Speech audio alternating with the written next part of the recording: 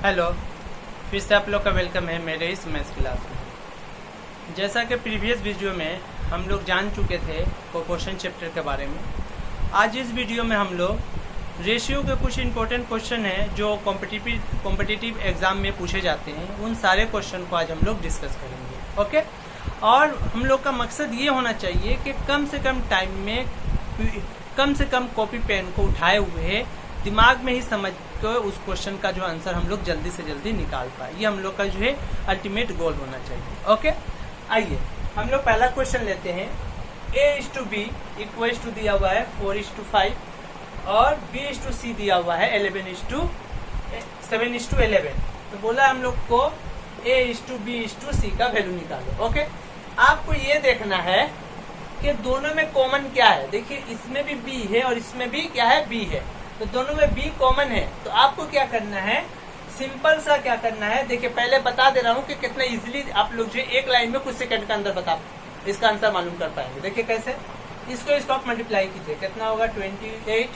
इसको मल्टीप्लाई कीजिए, कितना होगा आपको 35।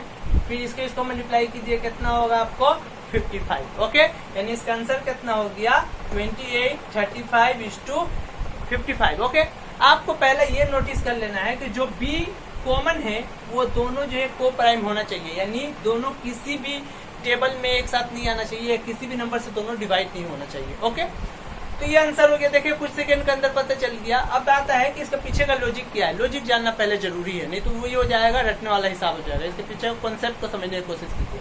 देखिए हम लोग को क्या करना पड़ेगा, देखिए A/B यानी A एक लड़का है और एक B एक लड़का है, दोनों के पास पैसा है, तो दोनों का रेशियो क्या है 4:5। फिर वही B लड़का और एक लड़का C है, फिर दोनों का रेशियो यहाँ पर 7:11 है।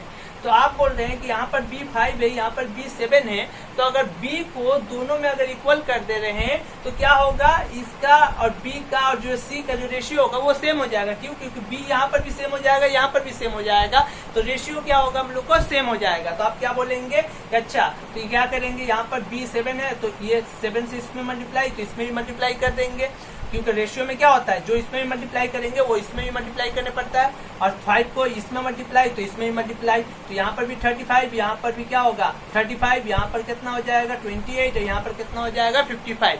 इसीलिए डायरेक्टली वो उतना टाइम हम लोग जो है ना दे के हम लोग क्या कर रहे हैं, डायरेक्ट इसको और इसको मल्टीप्लाई करके आंसर हम लोग डायरेक्ट पता कर ले रहे हैं। ओके, पीछे का लॉजिक आप लोग को समझ में आया कि पीछे का लॉजिक ये है कि आपको B को सेम करना है। जब B सेम हो जाएगा तो रेशियो जो A/B/C का रेशियो जो है जो आएगा वो सेम ही रहेगा, वही रेशियो A/B/C का हो जाएगा। ओके, चलिए तो ये बात रहा, जब B जो कॉमन है वो दोनों को प्राइम होगा। ओके, अगर को प्राइम नहीं रहा तो तब क्या करेंगे। क्वेश्चन है 2:3, 6:7।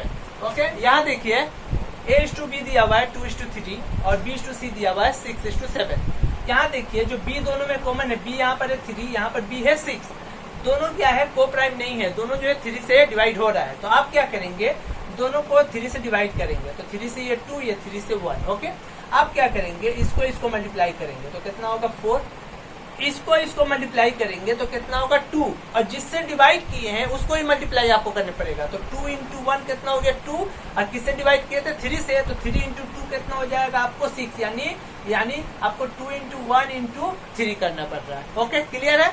अब यहाँ पर कितना हो गया, फिर इसको आप मल्टीप्लाई कर दीजिए, तो 1 × 7 कितना हो जाएगा 7 हो जाएगा। ओके, तो 4:6:7 क्यों हुआ, पीछे का लॉजिक भी समझ लेते हैं। देखिए अगर आप B को सेम करने जाते हैं, ठीक है, तो इसमें भी 3 था, इसमें भी 3 था, तो दोनों में 3 कॉमन था, तो जब आप मल्टीप्लाई करते तो इसमें भी 3 आता, इसमें जो है 2 3 आ जाता, इसमें भी एक 3 आ जाता। देख लीजिए, इसको 2 × 6 करते, फिर इसको मल्टीप्लाई करते तो 3 × 6 हो जाता, इस 2 ये 3 × 7 हो जाता। तो देखिए इसमें भी एक 3 आ गया, इसमें डबल 3 आ गया, इसमें एक 3, तो आप एक ही 3 को ना काटेंगे, 3 से इसको काटेंगे 2, ये 3 कैंसिल हुआ, ये 3, तो एक तो 3 रह जाएगा। यहाँ पर हम लोग दोनों ही 3 को काट दे रहे हैं, इसीलिए क्या हो रहा है, फिर ये दोनों को मल्टीप्लाई करने के बाद फिर एक 3 से हम लोग मल्टीप्लाई कर रहे हैं, ताकि जो है हम लोग का आंसर करेक्ट है। ओके, क्योंकि दोनों ही 3 हम लोग काट दे रहे हैं, इसको भी और इसको भी, तो हमको तो सिर्फ एक को काटना है, ठीक है, क्योंकि एक 3 और रहेगा, इसीलिए फिर ये दोनों को मल्टीप्लाई करने के बाद फिर 3 से हम लोग को मल्टीप्लाई करना पड़ रहा है। ओके, अगर को प्राइम नंबर नहीं रहा तो इस रूल से हम इसका आंसर इजिली निकाल पाएंगे। ओके, क्लियर है? आइए चलिए चलते हैं नेक्स्ट क्वेश्चन के ऊपर।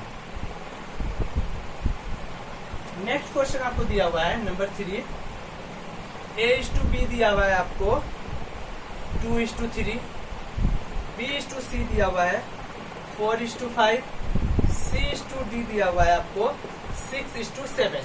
आपको बोला है निकालने के लिए A:B:C:D आप निकाल दो। ओके, आपको डी से स्टार्ट करना है। याद रहे, आपको जो है इस टाइप के क्वेश्चन में आपको डी से स्टार्ट करना है, यानी इस साइड से स्टार्ट करना है, नीचे से।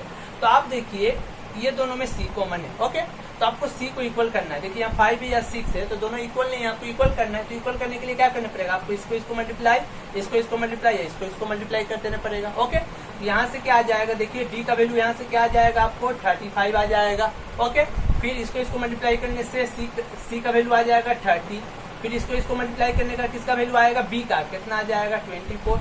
बाकी क्या बचा मेरा? ए बचा। अब ए का वैल्यू कैसे निकलेगा? यहाँ देखिए, यहाँ पर बी है और यहाँ बी है। यहाँ पर बी कितना आ चुका है? 24। तो आपको इस बी को, यहाँ पर बी कितना? 3, तो इसको भी आपको 24 करने पड़ेगा, तभी ना रेशियो सेम हो पाएगा। यहाँ पर 24 है, यहाँ पर अलग हो जाएगा, तो फिर तो अलग हो जाएगा, रेशियो सेम नहीं होगा। तो यहाँ पर आपको 24 आया है, तो इसको आपको 24 करना है। तो इसको 24 करने के लिए आपको क्या करने पड़ेगा? 8 से मल्टीप्लाई करने पड़ेगा।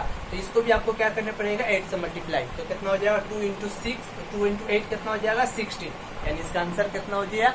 16:24:30:35। ओके, यहाँ से आपको A:D का भी क्वेश्चन पूछ देता है, तो A:D आपको क्या हो जाएगा?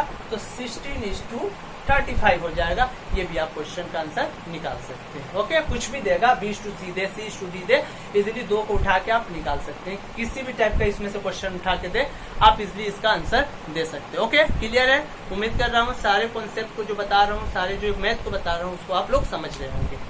आइए नेक्स्ट क्वेश्चन के ऊपर हम लोग चलते हैं। नेक्स्ट क्वेश्चन वो भी इम्पोर्टेंट है, जो एग्जाम में पूछता रहता है। नेक्स्ट क्वेश्चन है 5A = 13B = 7C। तो निकालना है A:B:C। ओके, यहाँ देखिए 5A 13B और 7C इक्वल है, यानी इसका मतलब क्या समझ में आ रहा है?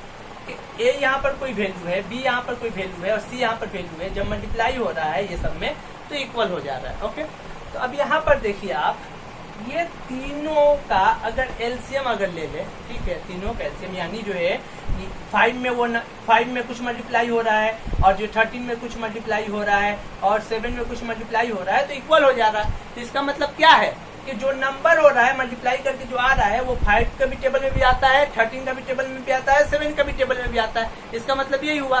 तो आपको क्या करना है, जब वो नंबर जो है एग्जैक्टली जो नंबर यहाँ पर जो होगा, जो 5 × A का या 13 × B का या 7 × C का, वो तीनों जो वैल्यू आएगा, क्योंकि इक्वल है, तो वैल्यू जो आएगा वो 5 का भी टेबल में भी आएगा, 13 का भी आएगा, 7 का भी आएगा।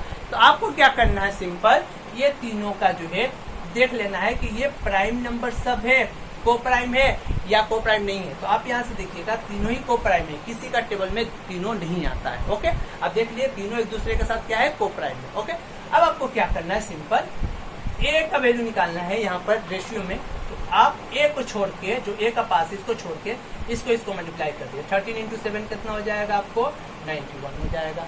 फिर बी में 13 को छोड़ के आप 7 × 5 को मल्टीप्लाई कर दीजिए बी वाला के लिए। बी वाले के लिए बी को छोड़ के आप ए और 7 सी का पास जो है उसको इसको आप मल्टीप्लाई करेंगे। तो 7 × 5 कितना हो जाएगा आपको? 35 हो जाएगा। फिर जैसे ही आप सी का निकालेंगे तो सी का पास क्या है? 7, तो 7 को आप छोड़ देंगे, जो बी और ए का पास है वो दोनों को मल्टीप्लाई कर देंगे। तो कितना आ जाएगा? 65। यानी आपका आंसर कितना आ गया? 91:35:65। अब इसका पीछे का लॉजिक क्या है, लॉजिक भी समझ लीजिए। देखिए आपको यहाँ पर ऐसा नंबर है जो तीनों का टेबल में आ रहा है, तो वो तीनों का टेबल में आपको क्या होगा, तीनों का टेबल में जो आ रहा है वो क्या होगा? ये तीनों का एलसीएम होगा। तो एलसीएम होगा, तो एलसीएम मान लीजिए कुछ भी आ रहा है एलसीएम, तो एलसीएम आ गया, तो आपको ए का वैल्यू निकालना है और वहां पर 5 जो है यानी 5 में ए मल्टीप्लाई हो रहा है, यहाँ पर 5 में ए मल्टीप्लाई हो रहा है, तो ये जो तीनों का जो एलसीएम है वो नंबर आ रहा है। तो आपको ए का वैल्यू निकालना है, तो ए का वैल्यू कैसे निकलेगा, आपको 5 को एलसीएम को डिवाइड करने पड़ेगा, यानी एलसीएम जो आया उसको 5 से आपको डिवाइड करने पड़ेगा। 5 से आपको डिवाइड करने के बाद वो नंबर आ जाएगा। तो 5 से डिवाइड करने के बाद क्या आएगा, 5 जो एलसीएम में आपको 5 भी मल्टीप्लाई, देखिए इसका एलसीएम क्या होगा 5 इंटू 13 इंटू 7, यही होगा क्योंकि को प्राइम नंबर, तो इसका एलसीएम क्या होगा, तीनों का मल्टीप्लाई होगा। ओके, तो आप जब इसको जो है आप 5 से डिवाइड कीजिएगा तो 5 5 कैंसिल हो जाएगा, तो देखिए 7 इंटू 13 ही तो आएगा ना, तो देखिए 5 वाला हट जाएगा, ये दोनों ही मल्टीप्लाई होगा। फिर उसी तरह जब b का निकालेंगे तो आप किससे डिवाइड करेंगे, 13 से, तो 13 कैंसिल, तो b का जगह पे क्या आ जाएगा, देखिए 7 इंटू 5 हो जाएगा। उसी तरह c का भी इसी तरह डिवाइड होकर आ जाएगा। ओके, उम्मीद करता हूँ इस वीडियो से इस रेशियो के जो कॉन्सेप्चुअल क्वेश्चन थे उसको आप इजीली तरीके से माइंड में कम से कम समय में, कम से कम वक्त में, कम से कम कॉपी और पेन का यूज किए हुए आप इन सारे क्वेश्चन का आंसर दे पाएंगे। Okay, thank you so much for watching.